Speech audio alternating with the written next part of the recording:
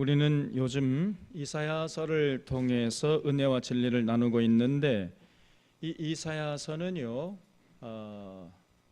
제1 이사야서와 제2 이사야서로 구성되어 있습니다.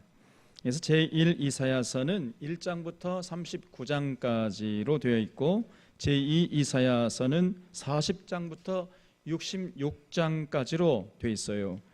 그래서 제1 이사야서는 이사야가 살던 당시에 선포된 말씀이고 제2 이사야는 이사야 당시에 선포된 말씀이 아니고 이사야가 죽은 지 이사야 시대 그 이후로 약 200년 후에 이스라엘의 역사를 선포하고 있는 내용을 기록한 것입니다. 그러니까 이사야가 죽은 다음에 이스라엘 역사가 어떻게 전개됐냐면은 그 이사야가 예언한 대로 이제 바벨론 군대가 쳐들어와 가지고 아수르가 망했거든요. 그리고 또 이 바벨론이 중동의 패자로 등극해 가지고 남유다로 쳐들어와서 남유다가 망했습니다. 그리고 이제 일단의 유대 백성들이 포로로 바벨론 끌려가 가지고 70년 동안이나 죽을 고생을 한 거예요. 그러다가 이제 70년 후에 하나님의 은혜로 결국은 이제 페르시아 제국이 일어나 가지고 바벨론을 무너뜨리고 이스라엘 백성들이 해방된 것입니다. 그래서 예루살렘으로 다시 돌아올 수 있게 되었어요. 그래서 70년 만에 예루살렘으로 귀환하는 그 귀환 공동체에게 하셨던 말씀이 제2 이사야의 내용이 되는 것입니다. 그래서 역사적인 순서로 보면은 이사야서 40장부터 66장까지는 사실은 그 다니엘서나 에스겔서보다도 역사적인 시간적으로 보면은 순서가 늦어요. 그래서 우리가 이사야 40장부터 할 차례지만은 그건 좀 뒤에 이사야서는 뒤로 미루고 그래서 다니엘서 그다음에 에스겔서 한 다음에 말씀을 드리기로 하고 그 다음 순서인 이제 오바댜서를 이제 해야 되는 오바댜서는 몇 번 제가 말씀드렸기 때문에 지나가고 오늘은 나훔서를 통해서 은혜와 진리를 나누려고 하는 것입니다. 그래서 여러분 이렇게 지금 우리 창세기부터 쭉 연대기 순으로 해왔죠. 그 흐름을 잘 알고 있으셔야 돼요. 그래야 설교가 이해가 되고 또 은혜를 받습니다. 우리 이 들고 부른 사람께 설교 순위 굉장히 높아요, 여러분. 그래서 이 전체적인 흐름을 이해하지 못하면은 잘 이해를 못합니다, 여러분. 오늘 봉독한 나훔서는 대부분의 성도들이 전혀 알지 못하고 있습니다, 여러분. 목회자들도 평생 설교하지 않는 성경 중에 하나예요. 심지어 전 세계 교회가 사용하고 있는 교회력에도 이 나훔서는 들어있지 않아요. 그럴 정도로 이 나훔서는 기독교 역사 속에서 철저히 외면받은 성경책입니다. 그러나 나훔서도 역시 소중한 하나님의 말씀이에요. 나훔서도 우리가 외면하면 안 되죠. 나훔서에는 하나님이 어떤 분이신지가 너무나 자세하게 아주 극명하게 나타나 있어요. 많은 사람들이 하나님을 섬긴다고 하면서 실제 하나님을 모릅니다. 하나님도 모르면서 하나님을 섬기겠다고 자꾸 교회에 나오는 거예요. 참 이상합니다. 그리고 교회에 나왔으면은 하나님이 어떤 분이 내가 섬기는 하나님이 과연 어떤 분이신지를 잘 알려고 해야 할 건 아닙니까? 알려고 안 해요. 하나님이 어떤 분이신지 성경에서 계시된 하나님이 어떤 분이신지를 알려주겠다고 해도 별 관심이 없습니다. 참 이상해요. 저는 그게 정말 이해가 안 되는 것입니다. 아니 성경에서 계시되는 하나님을 섬기겠다고 나왔잖아요, 지금 교회에. 그러면 빨리 하나님이 어떤 분이신지를 알아야 그 하나님 참 섬길 수 있지 않겠습니까? 근데 거기 별로 관심이 없어요. 그건 참 이상한 사람들이에요. 그리고 그냥 대충 생각하는 겁니다. 그리고 엉터리 또 가르침에 또 휘둘려 또 많은 사람들이 그저 하나님을 무한정으로 용서하시는 사랑과 자비 하나님, 오늘 또 선하신 하나님 또 찬양했잖아요. 물론 그 말도 일리가 있어요. 그 하나님은 참 그 사랑이 끝이 없어가지고 그 엔드리스 러브, 아가페 사랑, 엔드리스 러브다 이렇게 얘기합니다. 또 하나님은 우리를 그냥 무조건적으로 조건 없이 사랑하시기 때문에 그저 끝까지 사랑하시고 그냥 한정없이 사랑하신다. 이렇게 가르치는 목회자들이 많아요. 또 성도들도 그렇게 대부분 생각합니다. 그러므로 어떻게 살아도 괜찮은 것처럼 그렇게 생각하는 거예요. 마치 하나님을 산타크로스 할아버지 같은 이런 분으로 생각하는 거예요. 아니면은 달콤한 솜사탕 같은 분으로 생각합니다. 근데 그렇게 하나님을 생각하는 사람들은 오늘 이 나훔서가 소개하는, 이 나훔 선지자가 소개하는 하나님을 만나보면요 깜짝 놀랄 거예요. 그냥 여러분, 산타클로스 할아버지 같은 하나님, 달콤한 솜사탕 같은 하나님, 그런 분은요 성경에 계시하신 하나님이 아니에요. 성경에는 그런 하나님이 안 계십니다. 여러분, 성경에서 계시하신 하나님은 절대 그런 하나님이 아니세요. 꼭 기억하셔야 됩니다.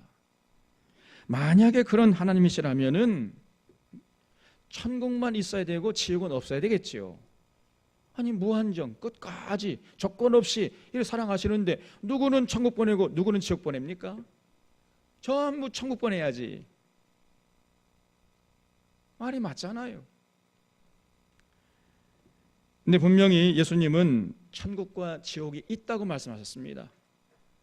누구는 천국 가고 누구는 지옥 간다고 분명히 말씀하셨어요.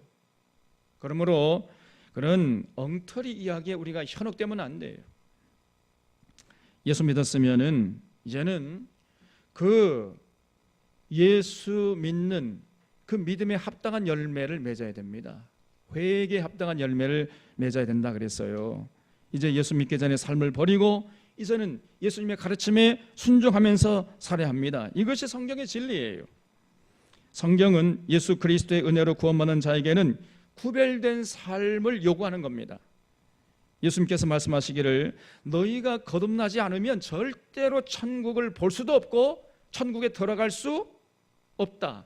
이렇게 아주 잘라서 단정적으로 말씀하셨어요. 너희가 새로 태어나지 않으면, 예수 믿기 전과 예수 믿은 후가 완전히 달라지지 않으면은 절대로 천국을 볼 수도 없고 들어갈 수가 없다. 이렇게 아주 단정적으로 말씀하셨거든요. 더 이상 재론의 여지 없도록 아주 분명하게 말씀하셨습니다, 여러분. 그래서 우리가 예수 믿었다면요 절대로 이제 과거의 삶을 반복해서는 안 되고 계속해서는 안 되고 과거의 삶과 완전히 단절이 돼야 돼요. 그것이 예수 믿는 것입니다, 여러분. 그렇게 거듭나야 돼요. 그런 자들이 예수 믿는 것이에요. 예수 믿는다고 할 수가 있는 것입니다. 그래서 또 너희는 세상의 빛이요 세상의 소금이라 예수님께서 분명히 말씀했잖아요. 또 성경은 구원받았으면은 이제는 더 이상 아래 것을 찾지 말고 위에 것을 찾아라 이렇게 말씀하고 있어요. 누구든지 그리스도 안에 있으면 새로운 피조물이라 이런 것은 지나갔으니 보라 새 것이 되었도다 하시면서 전혀 새로운 삶으로 나가야 함을 강조하고 있는 것입니다. 만약에 그렇지 않잖아요. 그렇지 않으면은 신앙을 세교로 전락시키는 자예요.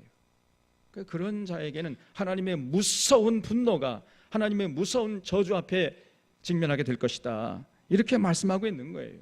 그래서 우리가 성경을 부분적으로 보고 그저 듣기 좋은 말만 들으려고 하는 이런 자세를 빨리 벗어버려야 하는 것입니다. 성경 전체를 통해서 계시하시는 하나님을 인격적으로 만나려고 애를 쓰셔야 돼요. 우리 이 예배당에 들어온 모든 분들은 그런 자세를 통해서 하나님이 인격적으로 통전적으로 만나는 그런 거룩한 은혜가 넘치시기를 주님의 이름으로 축원합니다. 그래서 이런 면에서 이 나훔서가 참으로 귀한 성경책이 아닐 수가 없는 것이에요. 이 나훔은 성경에서 계시하시는 하나님을 우리들에게 아주 종합적으로 정확하게 올바로 가르쳐주기 때문입니다. 우리 하나님은 자비로우시고 용서하시는 선하신 하나님이시지만은 그러나 끝내 회개하지 않으면은 무섭게 심판하시는 하나님이라는 사실을 이 외친 사람이 바로 이 나훔이라는 사람이었어요. 나훔 선지자. 이 나훔이라는 그 이름의 뜻은 위로자 혹은 동정자 이런 뜻입니다. 이 나훔은 남유다 백성들에게 하나님의 위로를 전한 사람이에요. 군사력을 가지고 남유다 백성들을 그토록 괴롭힌 니느웨 백성들, 하나님께서 반드시 심판하시고 그 니느웨 백성들에게 괴롭힘을 당한 남유다 백성들 하나님께서 이제 회복시켜 주실 것이다. 그러니 낙심하지 말고 소망을 가져라, 이런 메시지를 전했던 사람이 나훔 선지자예요.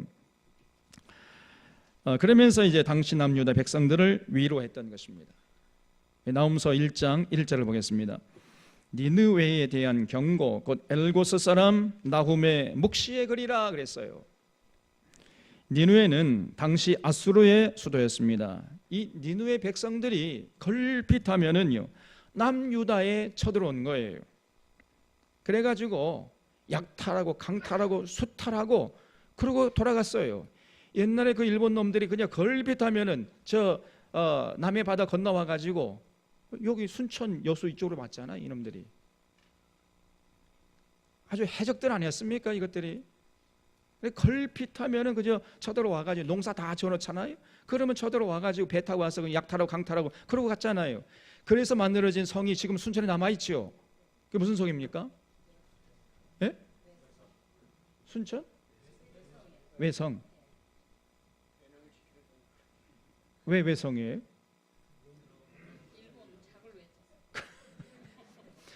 그 역사적인 다 근거가 있는 것이에요.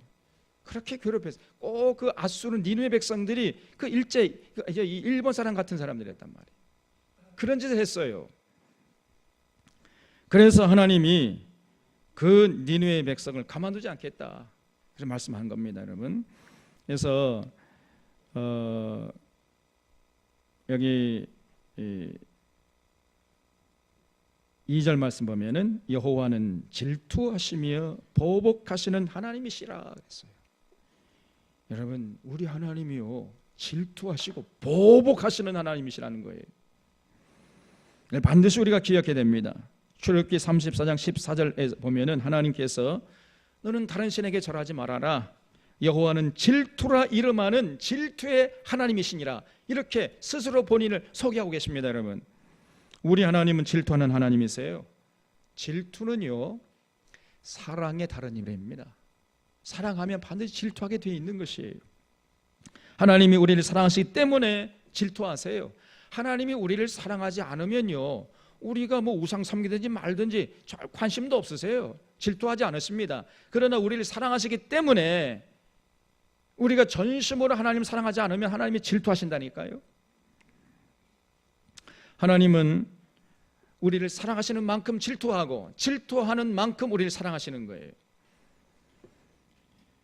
우리 하나님이 우리를 사랑하시기 때문에, 그렇기 때문에 우리도 하나님을 온전히 사랑하기를 기대하시고 또 요구하시는 것입니다. 그것이 충족되지 않으면은 하나님이 질투하시는 거예요. 그렇기 때문에 그만큼 우리의 사랑을 기대하시고 요구하시고, 그리고 그렇기 때문에 하나님 사랑하고, 하나님 사랑은 뭐라고 그랬죠? 뭐가 하나님 사랑하는 겁니까? 그렇죠? 하나님의 계명을 지키, 하나님 사랑은 이것이니까 그의 계명을 지키는 것이니라 그랬잖아요. 다른 게 아니에요. 여러분, 하나님 사랑한다고 뭐 예배드리고 기도 많이 하고 그거 가지고 안 됩니다. 하나님 사랑은 하나님의 계명, 명령을 지키는 거예요. 이게 하나님 사랑하는 겁니다. 그래서 하나님의 명령에 순종하며 살기를 원하시는 거예요. 왜냐하면 그럴 때만이, 우리가 하나님의 명령에 순종할 때만이 우리가 이 땅에 사는 동안에 정말 행복하고 평안하고 참 자유롭게 정말 가치 있게 살 수 있기 때문에 하나님께서 하나님의 명령을 지키라고 요구하시는 것입니다. 하나님 좋으라고 지키라고 요구하는 게 아니고 우리 행복하라고 지키라고 요구하신다 그 말이에요. 그래서 그 기대가 충족되지 않을 때 하나님이 근심하시다가 급기야는 분노하시다가 급기야는 심판하시는 것입니다. 이런 분이세요.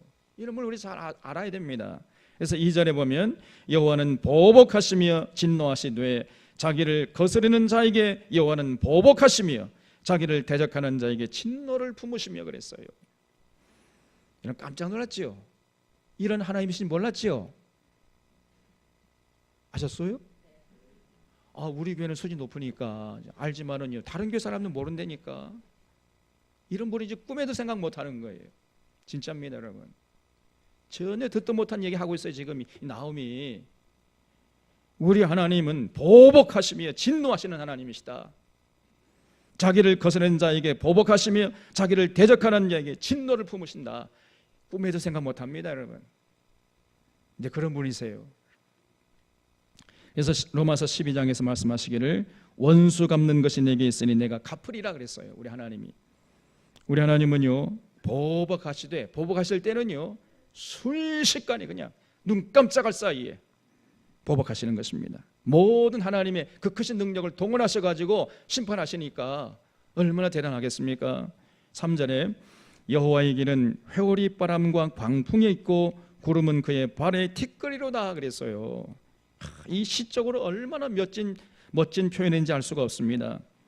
여호와의 길은 회오리 바람과 광풍에 있고 구름이 그 발의 티끌이래요. 저 하늘에 떠 있는 구름이 하나님 발의 티끌에 불과하다는 걸 했습니다.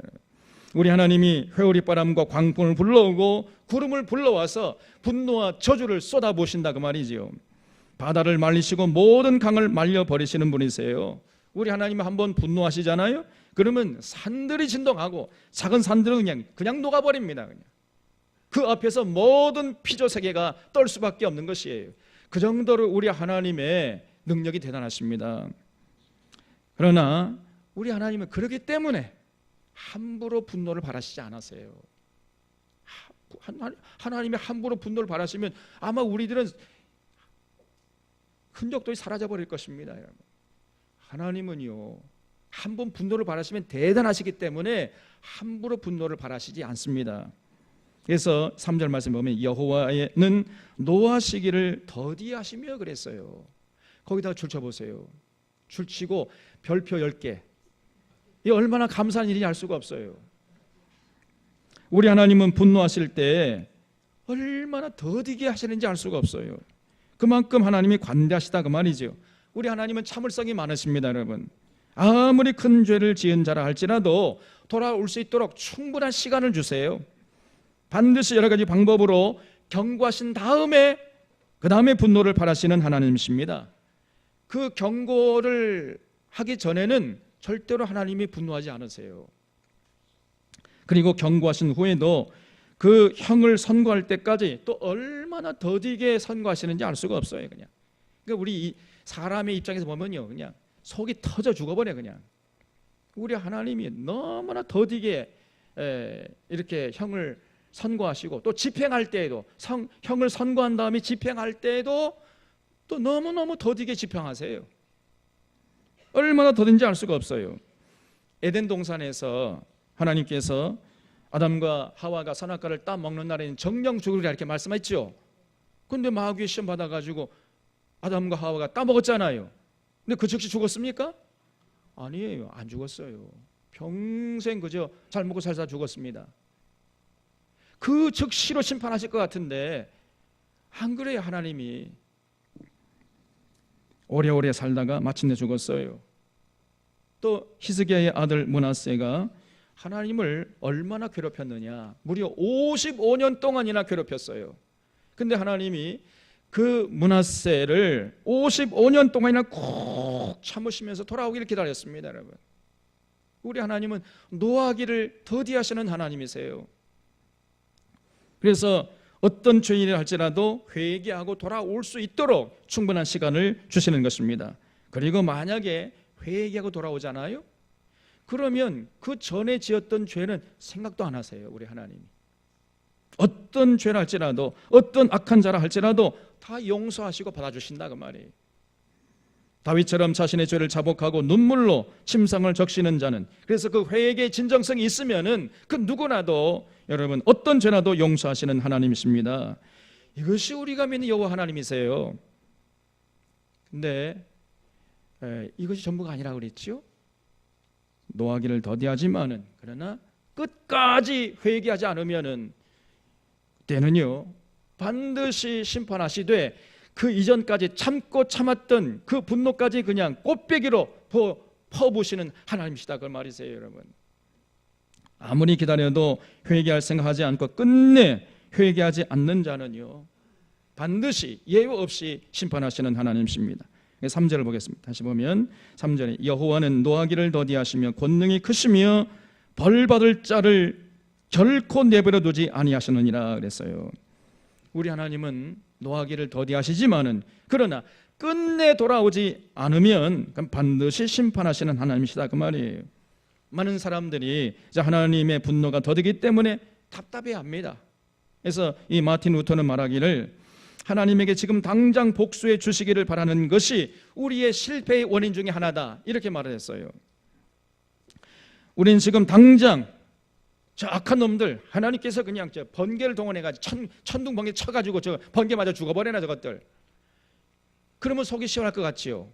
그런데 우리 하나님 그렇게 안 하신단 말이에요. 그러니까 하나님 도대체 뭐하고 계시는 거예요? 그냥 저 악한 놈들 그냥 계속 저렇게 살려주시고 말이에요. 그러면서 불평을 해요. 당장 복수해 주지 않으면 실망하고 이미 끝난 일로 치부해버리고 잊어버립니다. 그러나 우리 하나님은 절대로 그런 분이 아니세요. 절대로 잊지 않으십니다.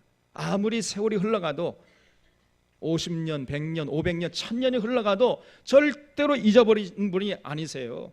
반드시 그 행위에 합당한 죗값을 받게 하시는 그런 분이 우리가 믿는 하나님이시다 그 말이에요.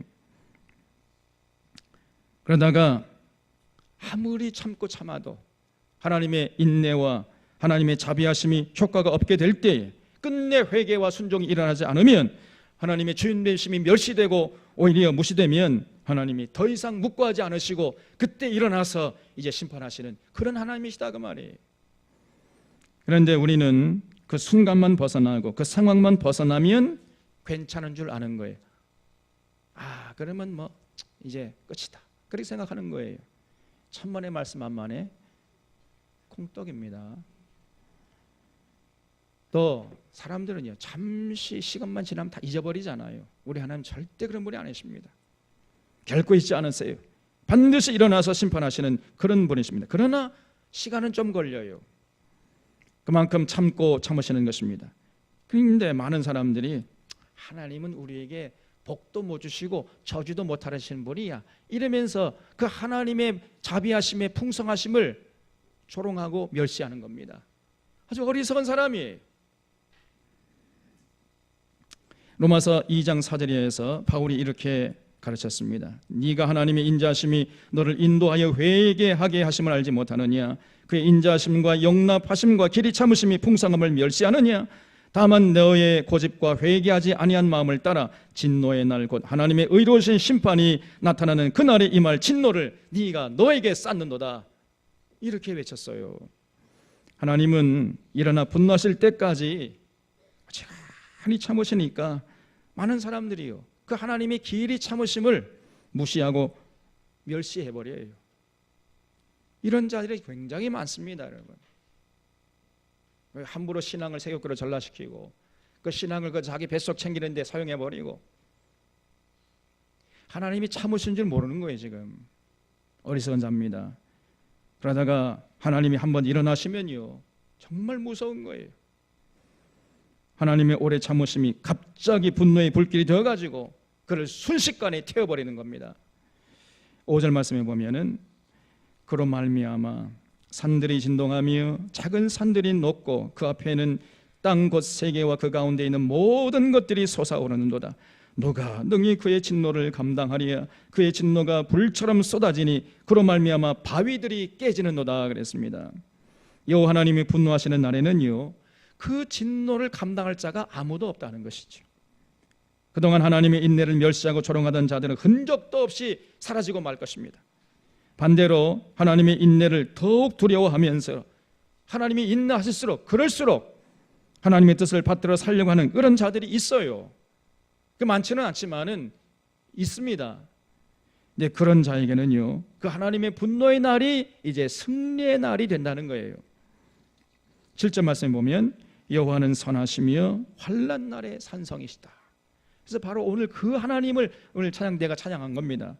하나님은 선하신 목자라 그랬잖아요. 어떤 자에게 아무에게나 선하신 목자 노릇하는 게 아니에요. 어떤 자에게 선한 목자 노릇하느냐? 하나님의 그 자비하심의 그 풍성하심을 늘 기억하면서, 야, 이렇게 부족한 우리를 끝까지 참아주시고 인내하시는 그 하나님을 기억하면서 더욱더 두렵고 떨림으로 하나님을 섬기려고 하는 그런 자들에게는 하나님께서 선을 베푸시고 선하신 길로 인도하신다, 그 말입니다, 여러분. 이제 그런 자에게는 환난 날에 산성이 되어주시고 그런 자들을 지켜주시는 거예요. 파멸로부터 보호해 주시는 겁니다. 쉽게 말하면 하늘이 무너져도 솟아날 구멍이 있게 하시는 거예요.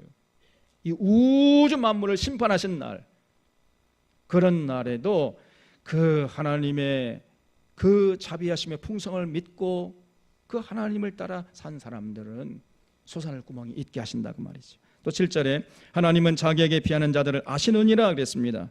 우리 하나님은요, 하나님을 의지하고 찾는 자들을 알고 계십니다. 여기서 안다는 것은요, 그저 어설픈 지식이나 부분적인 지식을 말하는 게 아닙니다. 하나님의 알문, 부모가 자녀를 속속들이 아는 것처럼 아는 그런 알물 말하는 것이에요. 우리 하나님은 우리의 머리털까지도 세신바 되신다 했습니다. 우리의 입술에 혀의 말도 알지 못하는 것이 하나도 없다 그랬어요. 이렇게 속속들이 알고 계시기 때문에 자기에게 피하는 자들을 안전한 것으로 이렇게 이제 숨겨두신 다음에, 그 다음에 하나님께서 참고 참았던 분노와 저주를 그 악한 자들이 여전히 회개하지 않고 돌아오지 않고 신앙을 세속으로 전락시키는 이런 것들에게 쏟아 부으신다고 말이죠. 무섭게 심판하시는 것입니다. 8절에 그가 범람하는 물로 그곳을 진멸하시고 자기 대적들을 흑암으로 쫓아내시리라. 하나님이 일어나 분노하는 날은요, 악인들에게는 심판의 날이고 저주의 날이고 죽음의 날이고 패망의 날인 것입니다. 그러나 우리 믿는 자, 제대로 믿는 자들에게는 그날이 승리의 날이요 구원의 날이다, 그 말이에요. 이렇게 하나님께서 이제 그 악한 니느웨를 심판하시겠다, 그런 말씀이에요. 14절 말씀 보면은 나 여호와가 내게 대하여 명령하였나니 내 이름이 다시는 전파되지 않을 것이라. 내가 내 신들의 집에서 새긴 우상과 부은 우상을 멸절하며 내 무덤을 준비하리니 이는 내가 쓸모없게 되었음이라 그랬어요. 이제 하나님의 기다림의 시간이 지나갔다는 겁니다. 하나님 더 이상 인내하지 않으시고 분노하시겠다는 거예요. 다시 말해서 이제 니느웨를 그냥 쓸어버리시겠다. 아무리 하나님이 참아도 돌아올 기미가 보이지 않으니까 이제 하나님이 쓸어버리시겠다는 거예요. 15절에 볼지어다 아름다운 소식을 알리고 화평을 전하는 자의 발이 내 산 위에 있도다. 유다의 내 절기를 지키고 내 서원을 갚을지어다. 악인이 진멸되었으니 그가 다시는 내 가운데로 통행하지 아니하리로다 하시니라 그랬죠. 이 말을 이해하는 게 굉장히 중요합니다. 이 지금 나움이 남유다 백성들에게 너희들이 하나님께 드린 서원을 갚으라 하고 있지요. 그러니까 남유다 백성들이 언젠가 하나님 앞에 서원한 적이 있다는 거예요. 뭘 서원했겠습니까? 하나님, 저 아수르, 그 니느웨 백성들이 걸핏하면 쳐들어오는데, 저 일본 놈들처럼 저 아수르 군대, 니느웨 백성들이 다시는 우리 이 남유다에 쳐들어오지 않게만 해주시면은 우리가 정말 하나님을 신실하게 잘 섬기겠습니다. 이렇게 서원을 했던 거예요. 그래서 하나님께서 그들의 서원대로 이제 니느웨 성읍을 무너뜨려 줬다는 겁니다. 그래서 이제는 그 니느웨 백성들, 아수르 군대가 절대로 이제 남유다에 쳐들어오지 못하게 됐다는 거예요. 그러므로 이제 너희들이 하나님께 드린 그 서원을 갚으라, 그런 뜻입니다, 여러분. 그 15절 말씀 이해가 되셨죠? 그래서 이 말 그대로 됐어요. 역사적으로 보면은 아수르의 니느웨가 BC 612년에 바벨론 군대의 침공을 받아가지고 완전히 무너져 버린 겁니다. 그러니까 지금부터 2612년 전에 그 바벨론 침공을 받아가지고 아수르가 망해버린 거예요. 2장 1절을 보겠습니다. 파괴하는 자가 너를 치러 올라왔나니 너는 산성을 지키며 길을 파수하며 내 머리를 견고히 묶고 내 힘을 크게 굳게 할지어다 그랬어요. 여기서 파괴하는 자가 올라왔다 그랬죠. 이 파괴하는 자가 누구를 말하겠어요? 바벨론 군대. 너는 누구요? 니느웨 백성이죠. 니느웨 성을 말합니다. 그러니까 하나님께서 바벨론 군대를 니느웨 성으로 보냈다는 거지요. 그들이 와서 이제 니느웨를 무너뜨리는 모습이 이 2장에 쭉 기록되어 있는데 8절 이하를 보겠습니다. 니느웨는 예로부터 물이 모인 못 같더니 이제 모두 도망하니 서라 서라 하나 돌아보는 자가 없도다. 은을 노력하라 금을 노력하라 그 저축한 것이 무한하고 아름다운 기구가 풍부함이니라. 니느웨가 공허하였고 황폐하였도다. 주민이 낙담하여 그 무릎이 서로 부딪히며 모든 허리가 아프게 되며 모든 낯이 빛을 잃도다. 이제 사자의 굴이 어디냐? 젊은 사자가 먹을 곳이 어디냐? 전에는 숫사자 암사자가 그 새끼 사자와 함께 거기서 다니되 그것들을 두렵게 할 자가 없었으며 숫사자가 그 새끼를 위하여 먹이를 충분히 찢고 그의 암사자들을 위하여 움켜 사냥한 것으로 그 굴을 채웠고 찢은 것으로 그 구멍을 채웠었도다. 만군의 여호와의 말씀에 내가 너의 대적이 되어 내 병거들을 불살라 연기가 되게 하고 너의 젊은 사자들을 칼로 멸할 것이며 내가 또 내 노력한 것을 땅에서 끊으리니 내 파견자의 목소리가 다시는 들리지 아니하리라 그랬어요. 무슨 말이죠? 이제 무시무시한 이 바벨론 군대가 쳐들어와서 미친 듯이 니느웨 성읍들을 약탈하고 강탈해 갈 것이다. 니느웨 사람들이요 그 군대임을 믿고 이위 쳐들어가지고 금은 보화들 다 이게 막 자기 성읍에 쌓아놨잖아요. 니느웨 성읍에 쌓아놓은 그 수많은 금은 보화들을 바벨론 군대가 와가지고 전부 다 약탈해 갈 것이다, 강탈해 갈 것이다, 이런 얘기예요. 이것이 하나님의 분노의 결과였던 것입니다. 자, 그러면 이 노아 시기를 더디하시는 하나님이 어째서 이렇게 니느웨에게 분노를 받으셨습니까? 그들이 행했던 죄악들을 나홈은 3장 1절 이하에서 이렇게 폭로하고 있습니다. 화 있을진저 피의 성이여 그랬어요. 그러니까 니느웨가 피로 세워진 성이었던 것입니다. 여러분, 우리가 요나서를 통해서 보지 않았습니까? 하나님이 그 요나를 불렀잖아. 요나야 너 이리 와, 너 니느웨로 가라. 예, 니느웨로 가라고. 저 가기 싫은데요, 저 다시로 가고 싶어요. 다시로 가다가 그냥 또 하나님께 붙잡혀가지고 억지로 등 떠밀려서 이 요나가 니느웨 성으로 갔지 않습니까? 그 요나가요 아주 불성실하게 하나님 말씀을 전했어요. 그러나 니느웨 성읍들이 그 요나의 선포를 달게 듣고 전부 회개하고 돌아오지 않았습니까? 우리 요나서를 통해서 봤잖아요. 그러니까 하나님이 기분 좋으셔가지고 니느웨 사람들이 지은 모든 죄악들을 다 용서해 줬잖아요.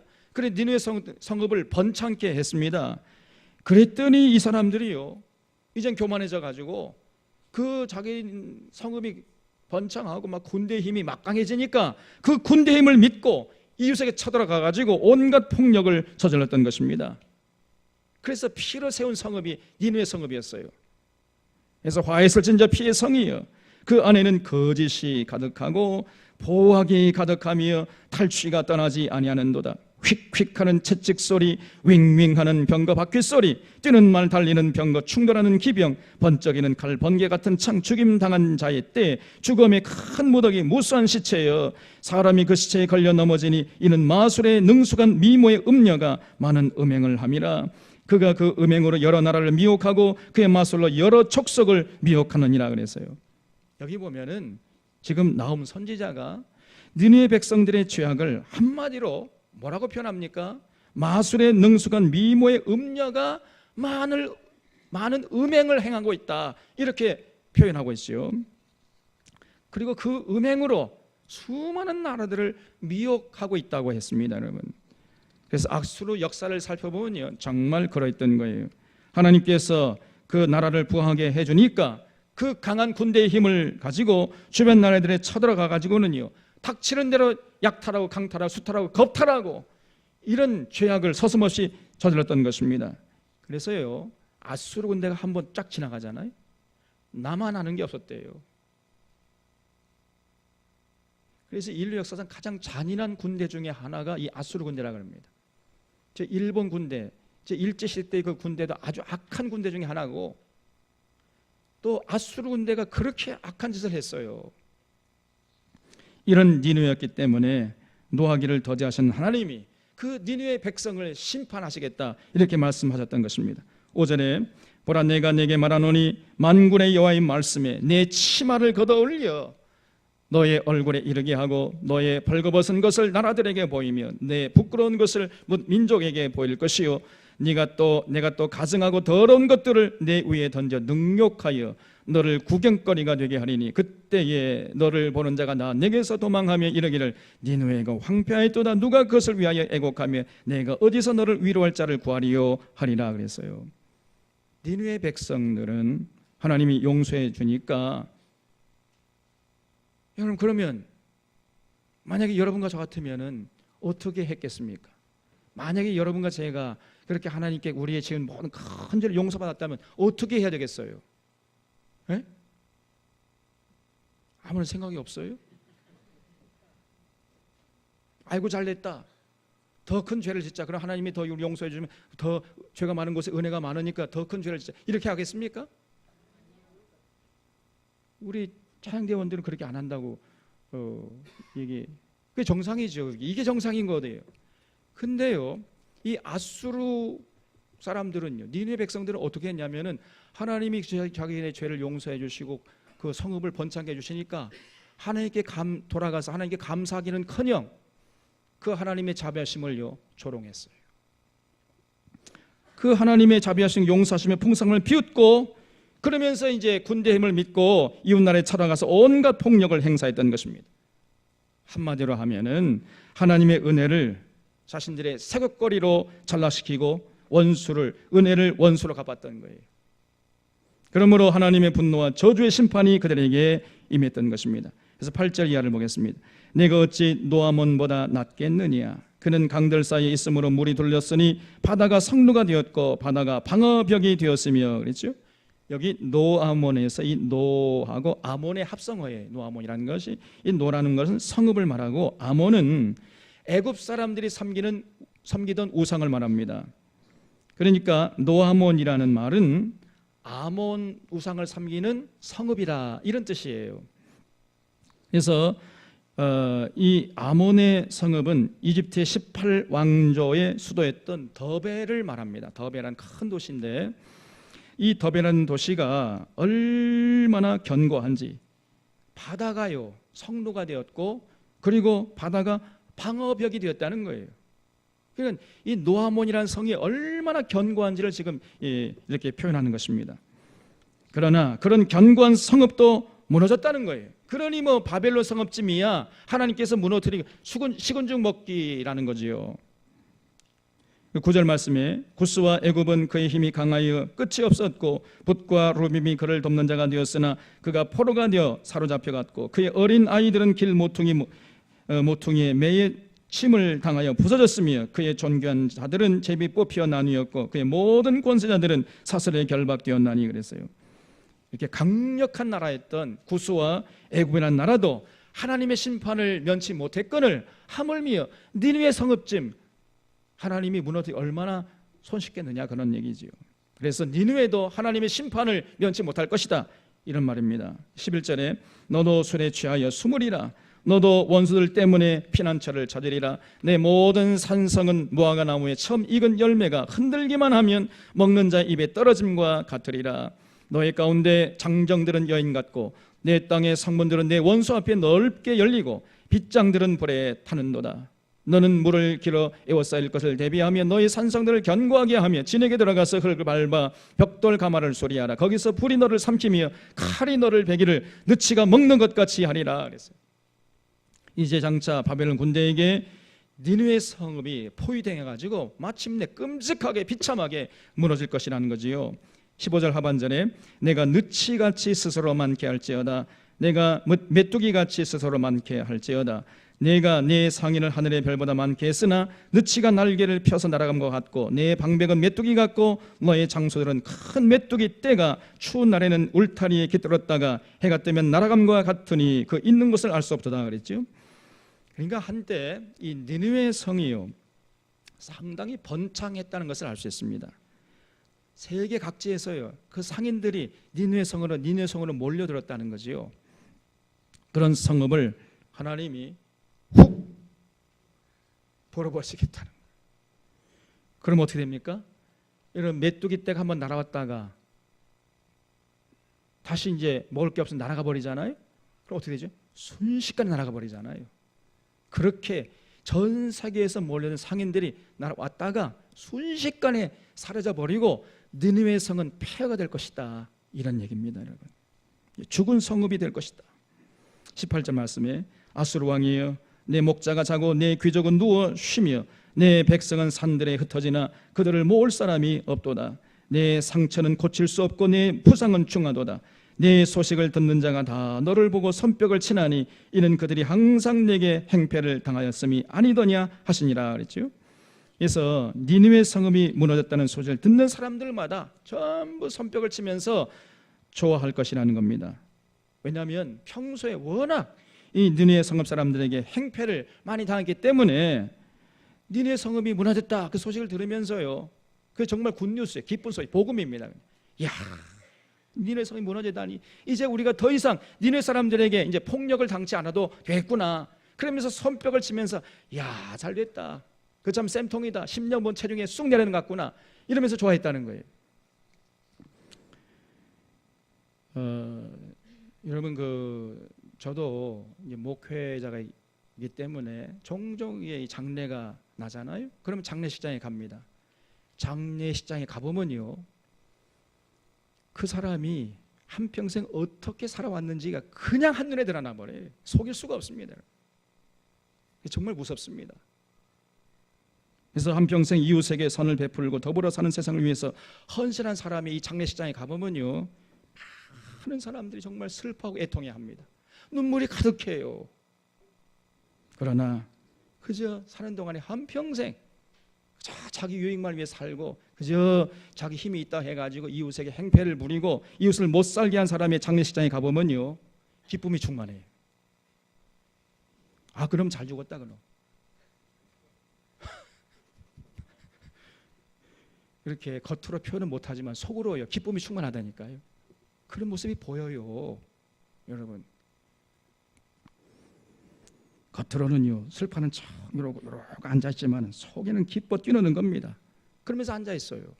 그게 다 보입니다. 여러분, 그런 것처럼 니느웨 성읍이 망했다는 소식을 듣고 사람들이 다 손뼉을 치고 좋아하더라는 거예요. 사랑하는 성도 여러분, 우리가 믿는 하나님이 어떤 분이십니까? 우리가 믿는 하나님은 자비로우셔서 오래 참으십니다. 그러나 그럼에도 불구하고 끝내 회개하지 않고 돌아오지 않으면 하나님 반드시 분노하시고 심판하시는 하나님이세요. 여러분, 이것을 잊지 말아야 됩니다. 이것은 국가나 개인이나 다 마찬가지예요. 하나님의 자비하심과 은혜를 무시하고 군대의 힘을 믿고 까불대는 나라치고 망하지 않은 나라가 없다니까요. 제가 전에 말씀드렸지 않습니까? 아수르 제국, 바벨론 제국, 페르시아 제국, 헬라 제국, 로마 제국, 나폴레옹의 프랑스 제국, 대영 제국, 독일의 나치 제국, 일본 제국, 전부 하나님의 심판을 받아가지고 망하지 않았습니까, 여러분? 또 개인적으로 보면은요, 사울이잖아요. 그 왕정 시대를 열어줬던 이 사울이 하나님께 택함 받았지만은 교만해지다가 결국은 하나님께 버림받았습니다. 남유다 왕이었던 우시아도 교만하다가 문둥병에 걸려가지고 별궁에 들어가서 거기서 살아나오지 못했어요. 또 바벨론의 느부갓네살 왕도 야, 내가 이 큰 성읍을 건설했다 이렇게 교만하다가 어느 날 갑자기 지혜가 떠나가가지고 왕제 쫓겨나가지고 7년 동안이나 들짐승과 함께 이슬 먹고 자라다가 다시 복권되지 않았습니까? 예수님의 제자 가룟 유다는 12사도에 선택되었지만은 결국 자기 아집에서 벗어나지 못하다가 버림받은 인생이 되고 말았습니다. 초대교회의 그 예루살렘 교회의 집사 니골라는 7집사 중에 한 사람이거든요. 그런데 이 사람 결국 전혀 진리를 추구하지 않고 그 예수님께 돌아와서 회개에 합당한 열매를 맺지 않고 신앙을 세계교를 전락시키다가 결국은 성경도 모르고 그러다가 결국 니골라당을 만들고 그리고 이제 천추의 부끄러운 이름을 남기고 말았습니다. 영원히 씻지 못할 죄를 범하고 만 거예요. 나훔서의 경고가 바로 이것입니다. 나훔 선지자는 이 하나님의 호의와 사랑과 자비와 인내를 무시하지 말 것을 경고하는 것이에요. 이것을 무시한 자는 결국 파멸로 끝나게 될 것임을 경고하는 것입니다. 그러므로 나훔서는 우리를 진정한 회개의 자리로 이끌어가는 거예요. 우리가 예수님의 은혜로 구원받았으면서도 회개에 합당한 열매를 맺지 않고 온전한 마음으로 하나님을 사랑하지도 않고 순종하지도 않고 그러면은요, 하나님의 질투의 불길이 활활 타오르는 것입니다. 그러므로 우리는 항상 자신을 돌아봐야 돼요. 지금 내가 하나님의 사랑과 은혜에 제대로 응답하고 부응하고 있는지, 혹시 내가 내 믿음이 변질되지는 않았는지, 첫사랑을 잃어버리지는 않았는지, 혹시 내가 신앙을 새벽거리로 전락시키는 않았는지, 예수 믿는다고 하면서 그저 교회 마당만 밟고 있는 것은 아닌지, 정말 회개에 합당한 열매를 제대로 맺고 있는지, 내가 혹시나 교만한 자가 되어 있지는 않는지 늘 자신을 돌아봐야 하는 것입니다. 그건 집사, 권사, 장로, 목사 예외가 없어요. 이 목사, 목회자들도 결국은 하나님께 버림받은 자들이 얼마나 많은지 알 수 없습니다. 엘리 제사장은 이런 일을 게을리하다가 홈리와 비나스 두 아들을 잃어버리고 자신의 목뼈가 부러져서 그 자리에서 죽어버렸잖아요. 그리고 비나스의 아내는 아기를 낳다가 그날 죽었습니다. 우리가 그걸 살펴봤잖아요. 히브리서 11장 28절에서 히브리서 기자가 이렇게 말씀하고 있습니다. 모세의 법을 폐한 자도 두세 증인으로 말미암아 불쌍히 여김을 받지 못하고 죽었거든 하물며 하나님의 아들을 짓밟고 자기를 거룩하게 한 언약의 피를 부정한 것으로 여기고 은혜의 성령을 욕되게 하는 자가 당연히 받을 형벌은 얼마나 더 무겁겠느냐 너희는 생각하라 그랬어요.